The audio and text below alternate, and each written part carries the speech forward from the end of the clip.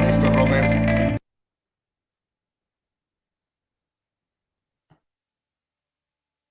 Bueno, muy buenos días. Muy buenos días. ¿Cómo le ha ido, don Gustavo? Muy bien, hombre. Aquí desde el Caribe colombiano, donde en realidad hay una temperatura en este momento muy sabrosa de unos 17, 18 grados centígrados. Pero aquí donde el estudio donde nosotros estamos transmitiendo para Inmediato TV, porque afuera el infierno es de 38 grados en este momento aquí en el Caribe colombiano. Oiga, Gustavo, permíteme saludar a todo el equipo de producción de Inmediato Walk a nivel internacional. Saludemos a nuestro productor, a don Robert Rojas, está desde la parte operativa, desde la parte del cerebro para mover todo este andamiaje de la parte Un visual gusto, y de la Robert. parte de don Robert Rojas. Igualmente saludamos al doctor Agustín Angarita, donde esté. Hoy le dimos una licencia por un día, por lo menos, para que pase bien. Igualmente a nuestra compañera Doris. Saludamos en Canadá a Isaías Rodríguez, quien recién regresó de un viaje. Igualmente estamos saludando en Nueva York a Rafael, a nuestro querido Rafael Rodríguez, nuestro gran amigo, y un abrazo para Saludos, saludos, Gustavo. Rafita. ¿Qué tal? ¿Cómo Saludo está? ¿Qué a tal? Un Rafael, saludo para todos ustedes, Gustavo, como Ah, siempre. Un gusto saludarte desde aquí, desde Nueva York, y a viejo ti, amigo. Ron, y a todos los colegas. Oye, dicen que ellos nacen apartados, pero ellos se juntan, ¿no? Se juntan después. Bueno, Gustavo, hoy y amables televidentes, tenemos un tema muy, diría, importantísimo para la vida de Colombia y para la vida democrática de todo el mundo. Y es que ayer justamente la jueza Sandra Heredia eh, se produjo ayer la decisión, se dio la decisión de la condena de Álvaro Uribe Vélez, expresidente de Colombia. Es que algunos le dicen presidente, él no es presidente. Otros le dicen senador, él no es senador. Él es ex senador, es un ciudadano que está haciendo y que fue ya condenado a 12 años de cárcel y una prisión en su casa. Y no es preventiva, la prisión que le dieron a Álvaro Álvaro Uribe es lo que se llama la casa por cárcel. Pero esto indudablemente, Gustavo, es una noticia que tiene una connotación a nivel internacional. He visto las páginas de algunos diarios en todo el mundo e indudablemente las primeras páginas y las portadas se llenan de estas noticias de la condena de Álvaro Uribe en Colombia. ¿Cuál es la primera reacción que usted tiene, Gustavo? Y luego le preguntamos a Nueva York sobre la condena de Álvaro Uribe Vélez, expresidente de Colombia, en primera instancia. Muchas gracias, Rommel. Bueno, en realidad podríamos decir que la sentencia que leyó ayer la jueza Sandra Heredia desde los estrados de Palo Quemado en Bogotá realmente tiene dos lecturas.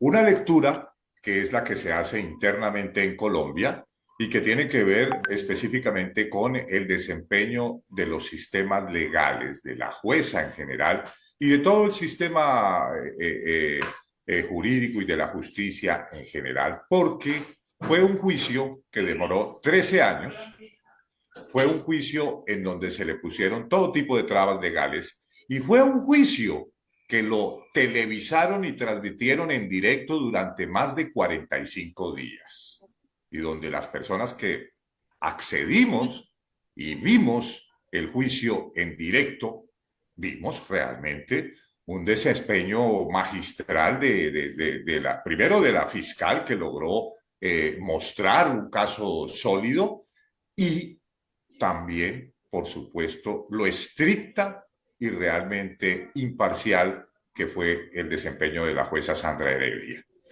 se marcó como el juicio del siglo, precisamente por eso se llamaba el juicio del siglo, porque era un juicio que iba a marcar una inflexión en el sistema legal colombiano.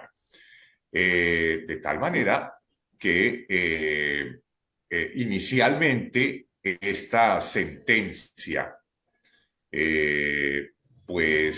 podríamos decir que le lava la cara al sistema penal colombiano, que ha sido tradicionalmente, ha vivido de escándalo en escándalo, ¿no?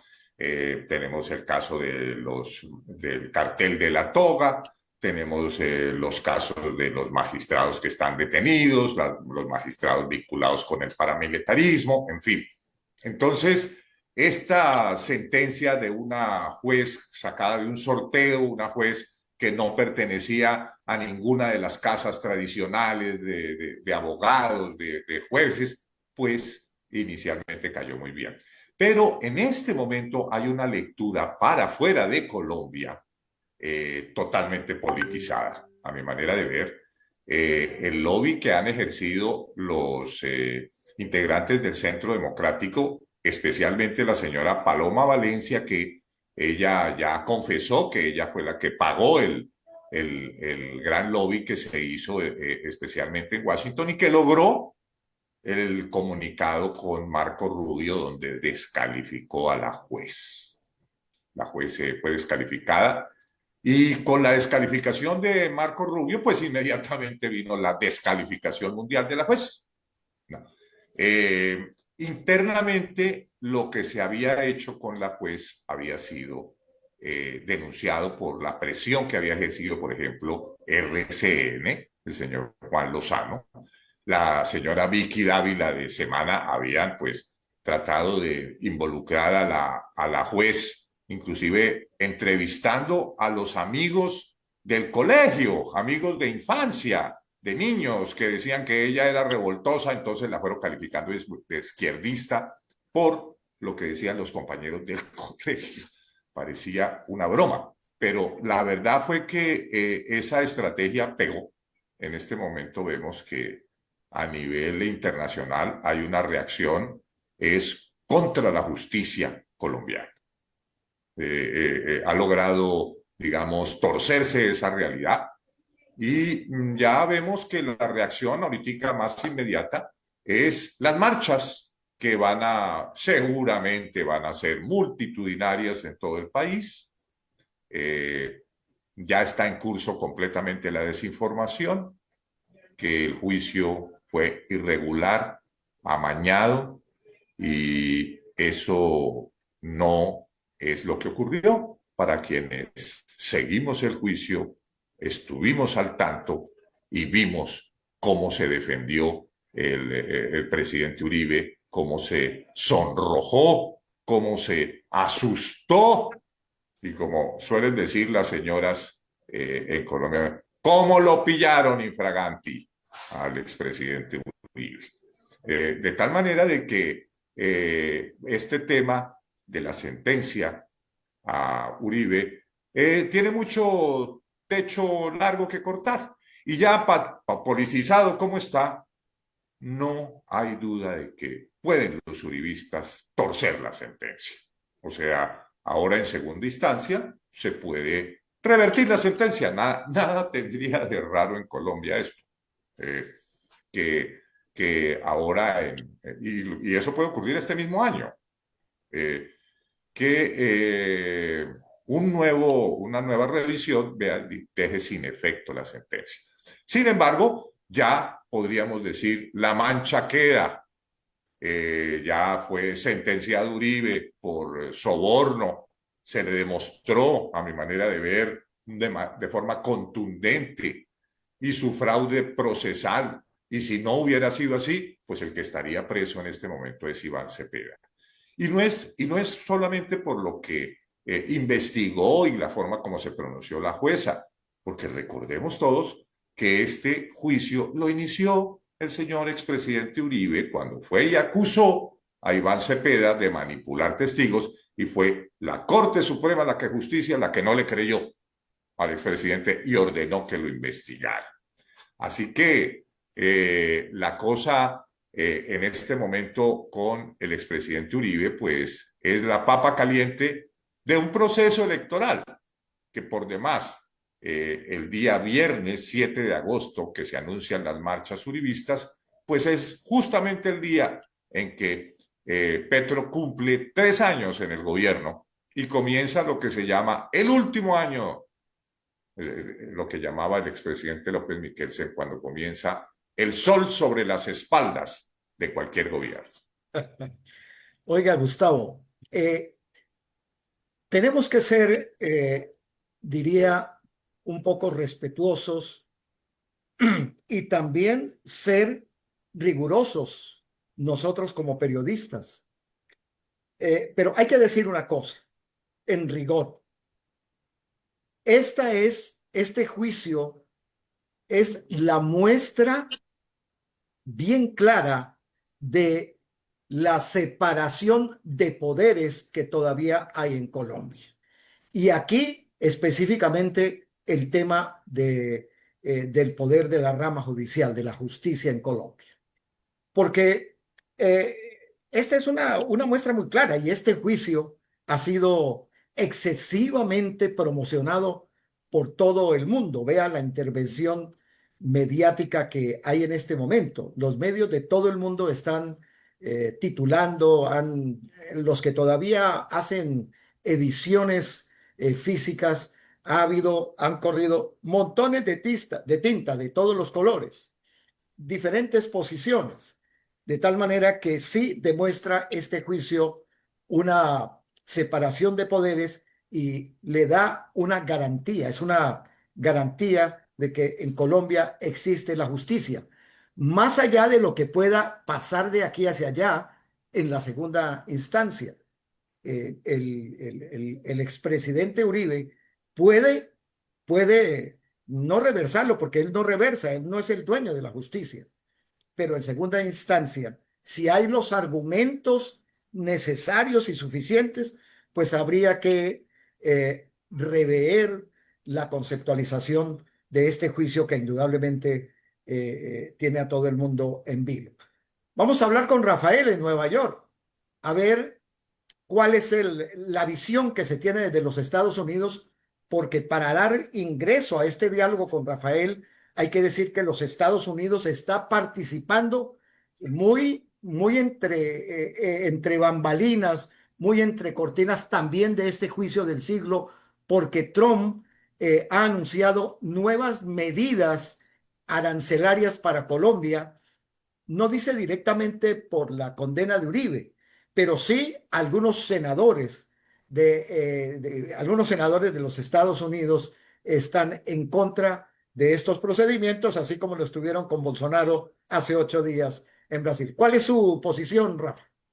Bueno, muchísimas gracias. Sí, he estado escuchando muy atentamente y por supuesto hemos dado seguimiento del que amerita el caso de la sentencia de Uribe. Y a mí sí me sorprendió. Claro, con las acotaciones que hace Gustavo, me dejan un poco más tranquilo porque realmente se da en el gobierno de Petro. Y si comparamos con otros países, lamentablemente la justicia está pues dominada, diríamos así, o emanada las decisiones desde el poder ejecutivo. Ojalá esto sea así cierto, que en realidad, como acaba de decir Gustavo, pues una selección de diferentes jueces le da esta claridad, esta transparencia de aquel proceso. Pero independientemente de aquello, yo pienso que esto es un claro mensaje, no solamente para el presidente de Colombia, sino para el presidente del mundo entero y más particularmente de América Latina, de saber que precisamente estos actos que tienen en realidad consecuencias penales no deben estar dentro del marco político de los gobernantes. Y eso es lo que lamentablemente estamos sufriendo en Latinoamérica y particularmente, Gustavo lo sabe perfectamente, en el Ecuador, en donde la justicia está politizada y pues está directamente dada las sentencias al mejor postor en forma favorable. Ahora, en realidad, como acaban ustedes de hacer este análisis, bueno, va a haber la segunda instancia, indudablemente, pues van a crearse nuevos argumentos, se van a hacer revisiones del caso, pero lo más importante es que Colombia maneje una justicia independiente. Eso sería el gran mensaje que está dando Colombia al mundo entero de que hay una independencia de poderes, la misma que no existe en otro lado. Y si es que eso se prueba y si eso se comprueba realmente inclusive, pues sería un baño al presidente Petro que en realidad también sí sería bueno comentar, porque nosotros tenemos ahora mismo que se están celebrando las fiestas de Colombia aquí en los Estados Unidos, ¿no? Pues ha sido muchos homenajes que se han hecho aquí en la capital del mundo. Entonces hemos podido conversar con algunos periodistas, inclusive de Colombia, que tienen una visión totalmente diferente a la que yo no percibía, la cual decíamos de que Colombia está prácticamente yéndose a la derriba. Y ellos, pues, con un análisis más técnico también dicen, no, las cifras nos están demostrando todo lo contrario. Pero independientemente de aquello, pues como ustedes lo acaban de decir, Petro se encuentra prácticamente en el último año y creo que todos sabemos ya que no hay la posibilidad de reelección, lo que quiere decir que esta decisión que se ha dado para el presidente Uribe no es que tiene un tinte o una antesala de las próximas elecciones para beneficiar a tal o cual candidato. Así es que bien por Colombia, si es que todas estas métricas que está dando Gustavo en realidad efectivamente demuestran o develan al país colombiano de que al menos el Poder Judicial, por ahora que estamos tratando sobre ese tema, está independiente del gobierno. Rommel. Claro, claro, Bueno, Rafael. Gustavo, perdón. Permítame, yo doy unas líneas aquí con este tema.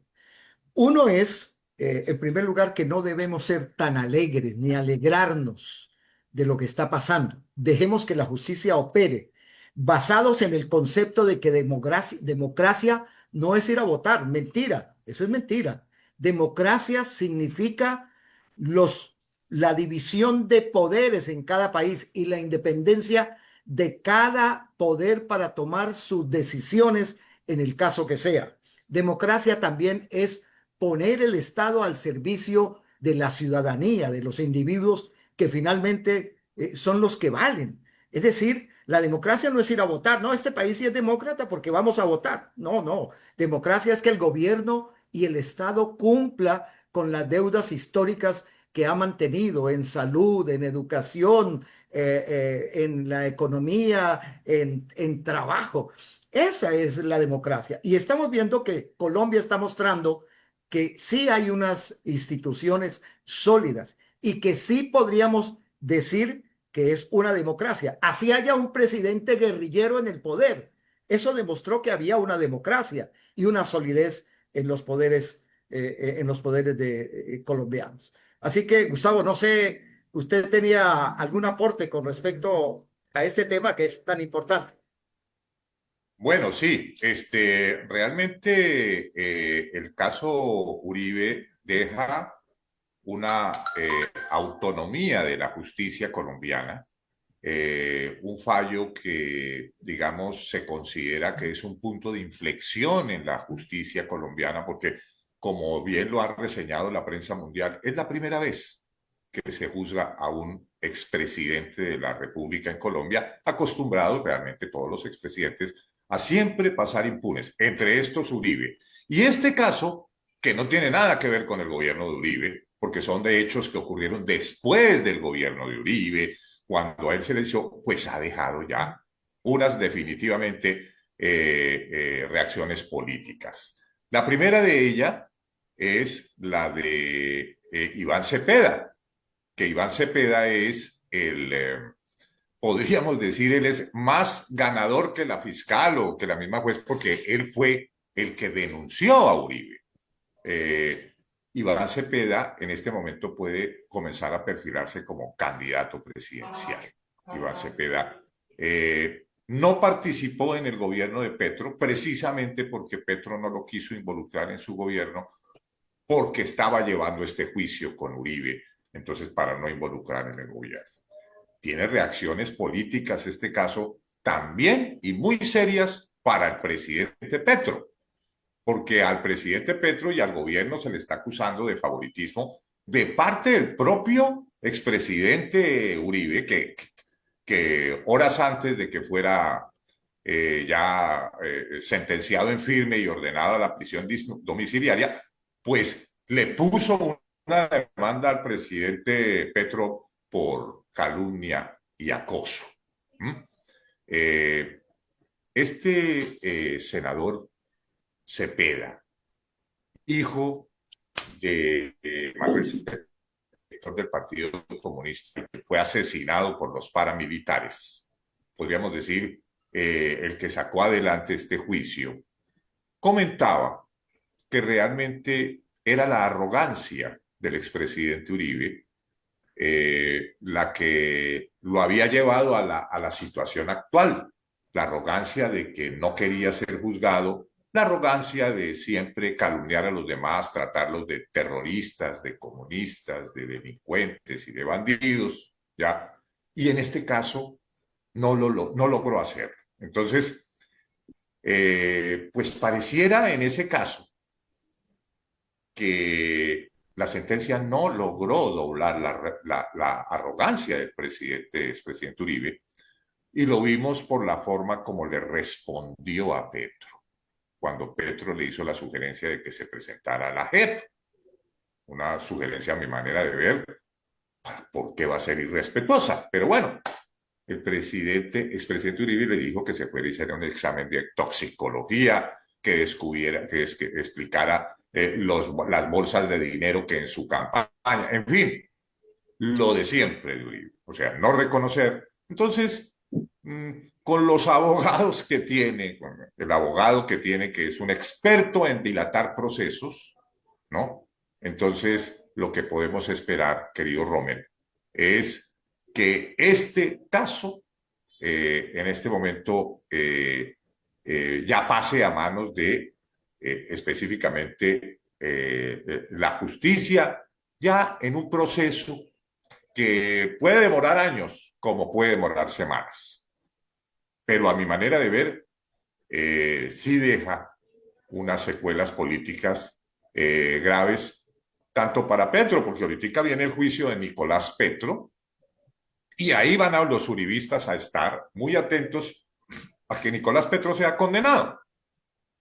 Condenado porque si no es condenado Nicolás Petro, pues entonces la verdad es que no hay una verdadera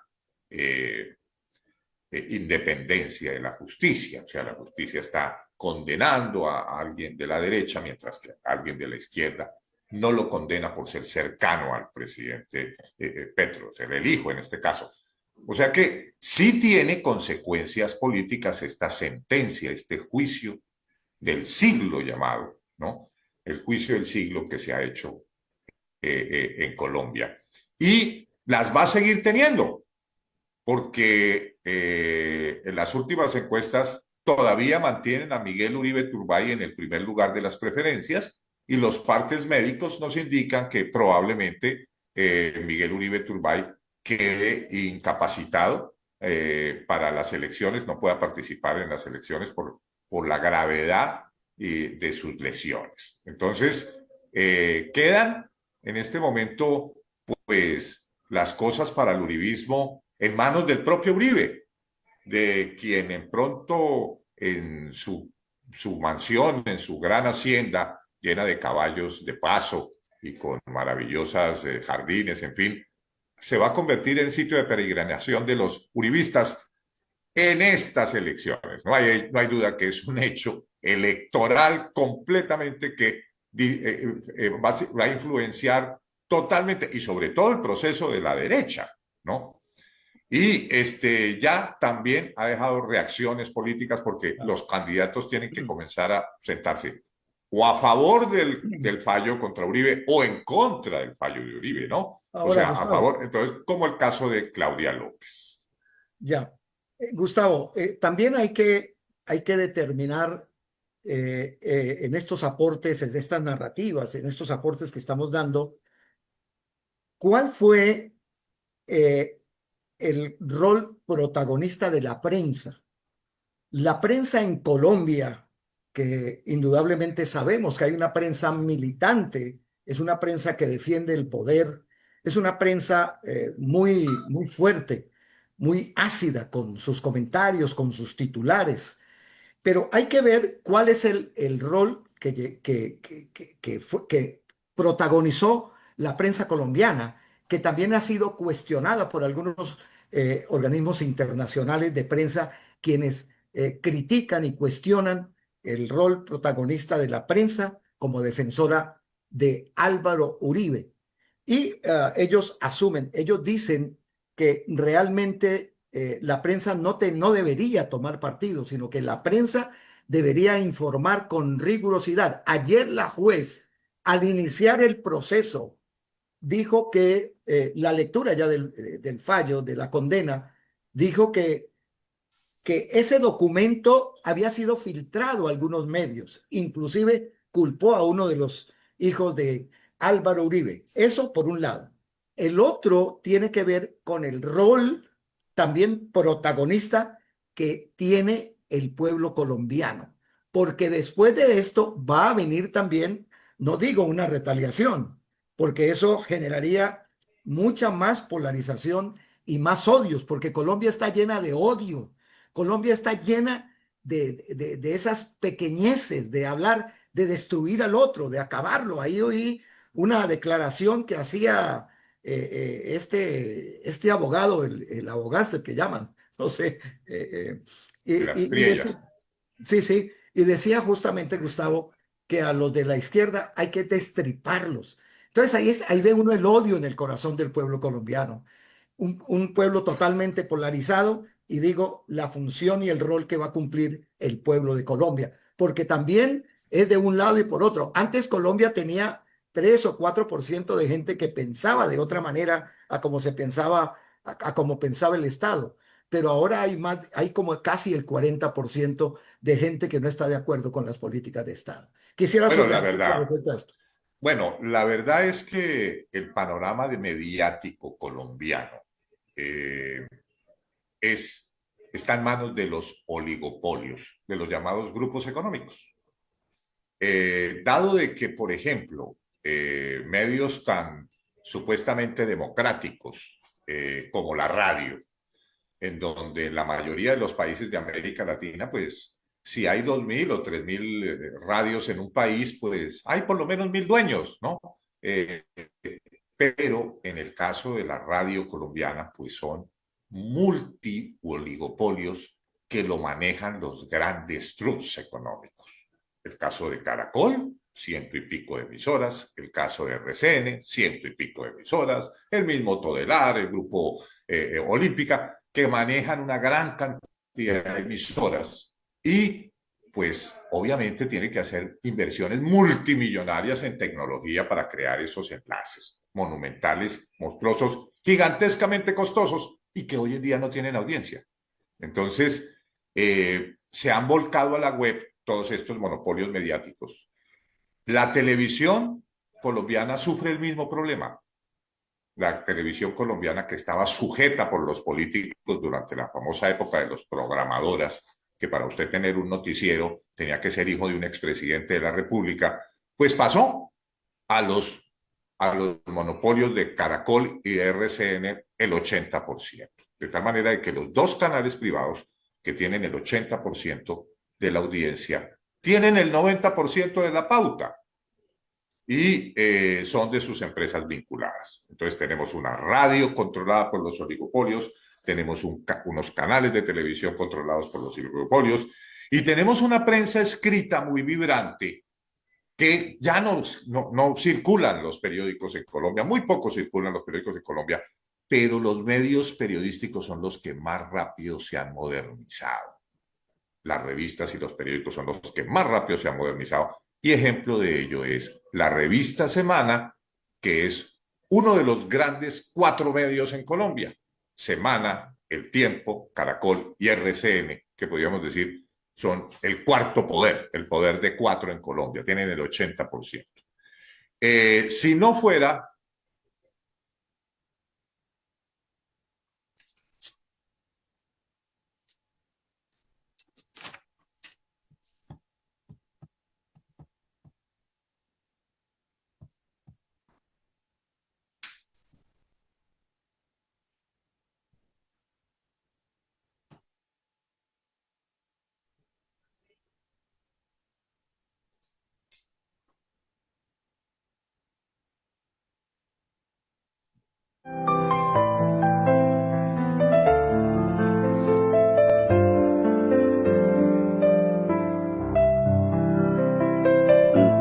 Me quedé sin audio. Yo también. Se recuperó el audio. Ok, pero sí yo a ti te escucho, Romy, no sé si tú me escuchas a mí, pero bueno, entonces hablando sobre el caso que estás planteando tú, me No, parece que Rafa, sí. vamos a mandar un nuevo link. Oh, perfecto, oh, ya, perfecto, muy bien. Ujú. Ya, ok. Entonces salimos ahora de este. ¿Qué tan grande puede ser un sueño? ¿Qué tan grande puede ser soñar con que cada joven pueda crecer con un mejor futuro? Sonreír y no sentirse solo. Comprendiendo que se puede ser feliz. Soñar con vivir en paz y armonía. En un hogar digno. Poder servir a los demás. Respirar aire limpio. Soñar con encontrar un lugar en el mundo y una vida con sentido.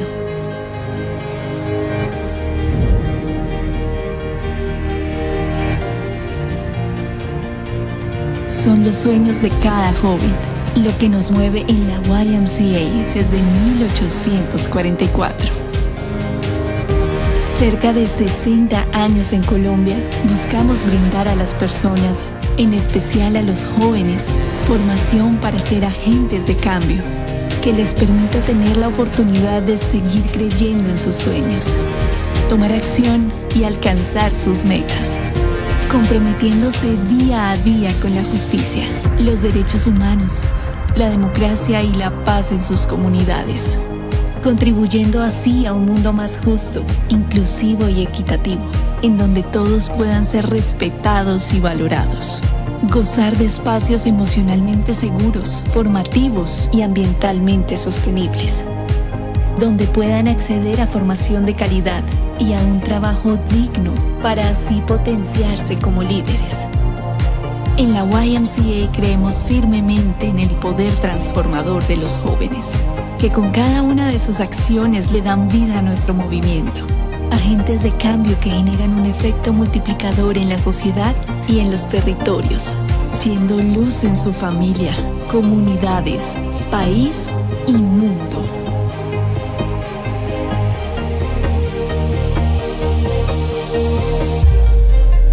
Creemos que tú cuentas, tus acciones cuentan, tus metas cuentan. Atrévete a soñar con nosotros.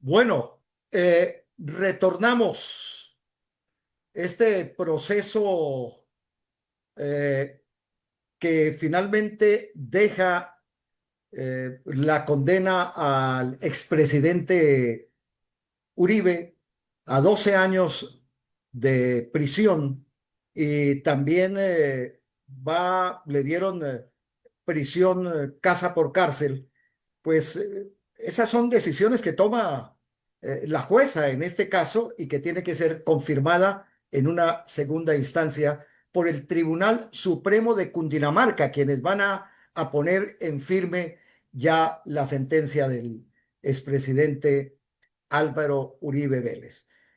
No sé, vamos a cambiar un poco de tema. Creo que ha sido tiempo suficiente para hacer algunas reflexiones con respecto a estos temas, pero a este tema que es fundamental y que indudablemente es un tema del que está hablando hoy todo el mundo. Vamos a un tema internacional. ¿Qué les parece, compañeros, si vamos a relacionar esta situación que está pasando en América Latina y que tiene que ver con los procesos de Jair Bolsonaro en Brasil y con el expresidente Álvaro Uribe en Colombia? Y es que Brasil va a pagar los aranceles más más costosos del mundo. El 50% ha impuesto la doctrina económica de Donald Trump en los Estados Unidos. Evidentemente, Brasil tiene algunas protecciones a nivel económico, a nivel de importaciones y también una política económica interna que va inclusive a cuestionar y va a reaccionar o reaccionó muy fuertemente el presidente Luis Ignacio Lula da Silva con respecto a esta decisión tomada en los Estados Unidos, que también es una decisión política. Muy rápidamente, Gustavo, por favor, su concepto y luego le damos el paso a Rafael para ver si podemos evacuar otros 2 o 3 temas. Muy amable. ¿Qué dice Gustavo?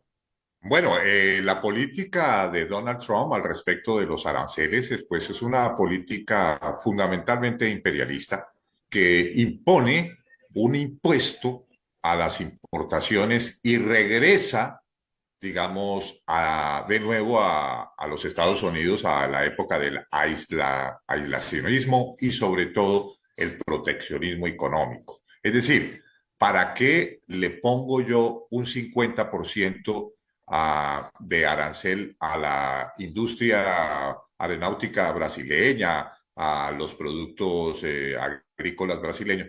Es para que los norteamericanos dejen de comprarlos, para que los norteamericanos dejen de consumirlos. Esa es la doctrina de Donald Trump y, digamos así, a fuerza, de golpe, hacer que el producto norteamericano realmente vuelva, lo que denota un peligroso desconocimiento de lo que son las cadenas de suministro hoy en día. Hoy en día ya no, la economía no funciona como funcionaba hace 50 años.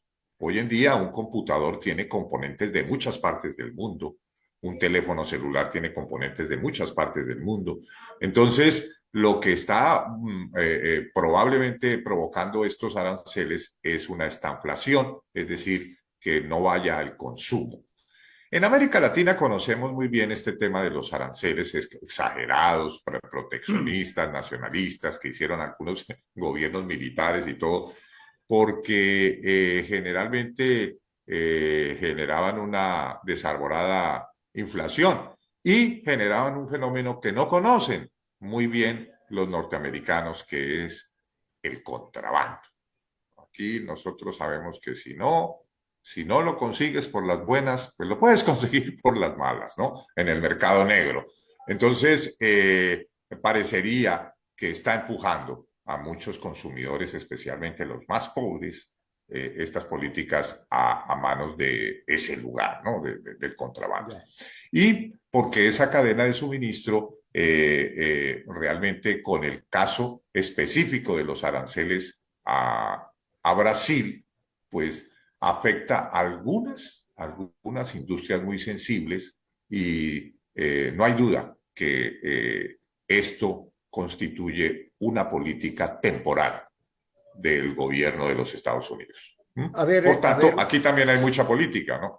Claro, desde luego. A ver, Rafael, rápidamente desde Nueva York, ¿cuál es su concepto con respecto a Brasil? Creo que Rafael todavía no ha logrado reintegrarse a esta transmisión y nosotros vamos a seguir con los temas que venimos manejando, Gustavo, en este. Hay un tema local, un tema de Ibagué, y es que el IBAL, que es el instituto hay un instituto, el Instituto Ibaguereño, que es el que maneja el agua, y maneja otros servicios, particularmente la provisión del agua para Ibagué, que se llama IBAL, cambió de gerente general. Había una gerente que había sido nombrada por la actual mandataria. Este gerente que llegó encontró una serie de anomalías en una contratación para lo que llaman el 3 en 1. 3 en 1 es el alcantarillado, el agua, la pavimentación. Encontró muchas anomalías en la contratación que se estaba haciendo. Entonces, ¿qué hizo? Que estaba haciendo el anterior o la anterior gerente, la cual pasó a otro cargo. De tal manera que se descubrió que este contrato que vale 30.000 millones de pesos tiene una serie de anomalías en la confección, en la redacción, de pronto no tanto en la cifra de lo que va a ser el contratista. ¿Qué hizo el nuevo gerente? Indudablemente salió, deshizo el contrato porque él dice que está lleno de anomalías. ¿Qué concepto le parece este escándalo que ahora también golpea a Ibagué en cuanto a los servicios públicos? Y no solamente a Ibagué, sino a la clase política y a la clase dirigente, particularmente a la alcaldía de Ibagué. Gustavo. Bueno, demuestra el caso del IVAL y las irregularidades que se encontraron es por un estudio y un trabajo de la Procuraduría. Fue la Procuraduría la que ordenó revocar el proceso, que por cierto que tenía involucrados tanto a funcionarios de la anterior alcaldía como los de ahora. Dice la información de la Procuraduría que lo que ellos detuvieron era un intento de fraguar esta licitación cercana a los 9 millones de dólares para contratistas cercanos al exalcalde Andrés Hurtado en concreto. Y la forma en cómo estaban redactados estos pliegos de la licitación era muy ambigua. Daba, por ejemplo, pie para contratación de jóvenes e inclusive ancianos, personas vulnerables, de una manera no muy clara, ¿no? Los dejaba muy a discreción de aquellas personas que estuvieran en el contrato. Entonces, pues esto parece como una crónica de una traición anunciada. O sea, una administración a la otra administración le pasa un contrato y la otra lo echa abajo, a parecer con justas razones. El tema es preocupante porque aquí los fritos, como suele decirse, pues son los ciudadanos, los que necesitan su alcantarillado, los que necesitan su pavimentación, los que necesitan el acueducto. Sin agua no se puede vivir, que ahora quedan completamente en el aire, porque tiene que volverse a hacer un pliego de licitación pública, volverse a hacer un concurso, y entonces ahí se van a tomar algún tiempo más que lo que los habitantes van a resentir al final. Bueno, Gustavo, como conozco la ciudad y conozco los funcionarios, conozco la vida política de Ibagué, esto es producto de lo que siempre ha vivido Ibagué, producto de unos clanes políticos, cacicazgos políticos que tienen muchos intereses sobre el presupuesto de los ciudadanos. Entonces, aquí, para no decir que la responsable es Joana Aranda, la alcaldesa de Ibagué, tiene gran parte, porque Joana debería estar investigando qué fue lo que pasó en ese contrato y para dónde se iba a ir esa plata y qué tipo de inconvenientes tenía esa contratación, porque una contratación muy grande y en una ciudad pequeña de 600.000 habitantes como es Ibagué es mucho más notorio. Pero bueno, este tema es bueno que lo vamos tocando. También rápidamente, Gustavo, antes de ir a Nueva York, rápidamente. Yo quería comentarte, Sí, dices tú Gustavo, que rápidamente. la alcaldesa Joana Aranda debería estar investigando este tema, ¿no? Pero la alcaldesa está investigando es el tema de las sudaderas, el tema de las sudaderas del alcalde, las 150 sudaderas que le pusieron a entregar en un evento donde Sí. quedó como un zapato porque las sudaderas traían el Logan y el eslogan del alcalde anterior, lo cual uno dice, bueno, cuando ella dice, vamos a hacer a las justas, vamos a responsabilidades y vamos a denunciar y va a coger un empleado de ahí la alcaldía. O sea, ahí los que van a pagar el pato son la secretaría. Entonces, pues la alcaldesa sí está investigando, ¿no? Lo Sí, de claro. quién se robó, quién fue el que se robó esas 150 sudaderas. Pero, Entonces, pero eso mientras es que una los ruptura, habitantes de Gustavo. la ciudad, Esa es una ruptura que se produjo ahí porque Andrés Hurtado, quien aparece en las sudaderas, fue el que llevó a Joana Aranda al poder, a ser alcaldesa. Como hay una indisposición, hay una ruptura política, entonces viene una denuncia que indudablemente, en la que indudablemente no salen muy bien librados estos funcionarios que tienen que vigilar cómo se hacen los contratos, en qué se invierten los contratos y hacerle una auditoría a pie juntilla ahí a estos problemas de los Mire, contratos. mire, mire, lo que ocurrió ahí con la Joana de las 150 sudaderas, eso es un contrato muy pequeño, Rome. Eso ahí lo que pasó fue que la alcaldesa tuvo un papelón. La hicieron poner No, roja, colorada, y por eso le tocó ir a esto es, denunciar al secretario interno. esto es de Ripley. Vamos a ir a Nueva York. Oiga, Rafa, a propósito, no de los temas locales de Ibagué, porque son dos temitas que quisimos tocar ahí. Eso es claro, hablar de Nueva York y hablar del Bronx es una cosa, pero hablar en Ibagué del barrio Ambalá, pues, eso no tiene mucho que ver. Pero, Rafa, ¿cómo ven los estadounidenses en este momento la postura de Donald Trump con respecto a los aranceles que puso a Brasil el 50% cuando va a pagar Brasil los aranceles más costosos del mundo? Rápidamente, porque estamos para terminar esta emisión. Muchas gracias, Rafa. Oye, claro que sí, claro, nuevamente sorprendidos, pero ¿sabe qué es lo que me sorprende y quizás hasta no me sorprende? Es que el cambio de actitud del presidente Donald Trump, porque miren ustedes lo que le impuso también a la presidenta de México, el 35%, y ahora también lo está postergando. Lo propio puede decir, definitivamente está marcado esto, aquello de que el que no está de acuerdo con las políticas del presidente Donald Trump, al menos en este momento resalta lo primero que le puede impactar a Brasil. Entonces, 50% yo creo que no se va a mantener, porque definitivamente ya nos estamos dando cuenta de que también hay repercusiones económicas, porque podría tomar la misma medida como lo hizo México, por ejemplo. México lo tiene agarrado a Estados Unidos.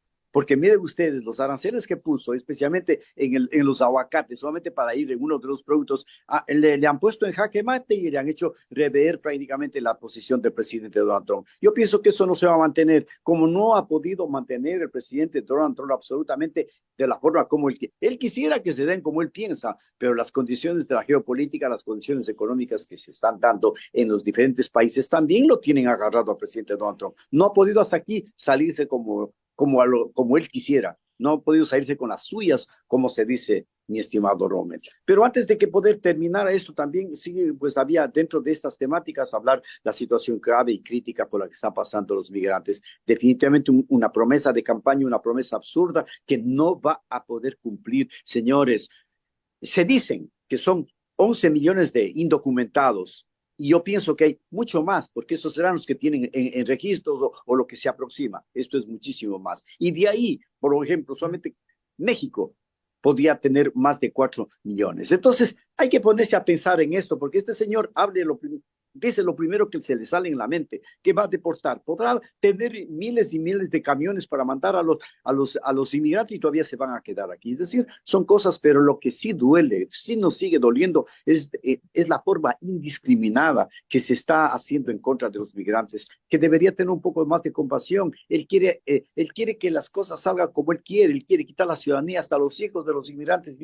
Son cosas absurdas, es ir en contra de la Constitución. Estamos viviendo en momentos sumamente difíciles y lo que tiene que dar cara, no da cara, entonces oculta los documentos secretos de Epstein. Ya la gente está cansada, definitivamente poco a poco ha ido perdiendo credibilidad y no sabemos cuál puede ser el futuro de él. Pero lo cierto es que no va a pasar como un buen presidente, definitivamente por todo lo malo que está haciendo hasta este momento. Dos noticias rápidas de Ecuador. Esta semana comenzaron las movilizaciones protestando contra los 5.000 despidos de funcionarios públicos en el Ecuador. La otra noticia que tiene que ver con una emergencia de salud. Aquí no hay medicinas en los hospitales. En el Ecuador no hay medicinas, no hay médicos, no hay una buena atención. Y los hemofílicos, las personas que están haciendo tratamientos de diálisis y esto, ya no, el sistema no les permite. Hay una emergencia, yo diría, de salud, pero también es sanitaria. La situación en Ecuador es absolutamente crítica. La gente no tiene la atención debida de parte de los médicos, los hospitales, no hay medicinas. Creo que este país lo van a tener que declarar en emergencia, ya por decreto nacional en emergencia, porque la situación está bien complicada. Lamentable decir esto, pero hay que decirlo. No a nivel de hacer solamente una crítica, sino de favorecer a quienes están afectados por la falta de atención del gobierno nacional. Rápidamente nos vamos a despedir, una despedida final. Rafa, muchas gracias. Un abrazo No, por desde cualquier supuesto, parte donde gracias, esté. Muchas gracias gracias, por ¿no? todo este espacio y en realidad para abrir absolutamente todo el panorama político de que está viviendo Latinoamérica y Estados Unidos. Un abrazo para ti, Gustavo, a ti también, Rommel, y a todos nuestros colegas que nos acompañaron el día de hoy. Buen fin Gustavo, de semana. rapidito, Saludos, saludos. ya, un saludo, un saludo. No hay que perder, no hay que dejar perder lo que ya se ha conquistado. No hay que dejar perder lo que ya se ha conquistado. Robert, muchas gracias a usted y a todos los televidentes e internautas que están con nosotros cada sábado, martes y jueves a través de la señal del canal 2. Conéctate en la ciudad de Ibagué y también para Cundinamarca. Un abrazo para Robert y para todos los compañeros y todas las personas que nos ven en cualquier parte del mundo. Un abrazo y una buena semana para todos. Adiós. Bendiciones. Chao. Bye, Gustavo.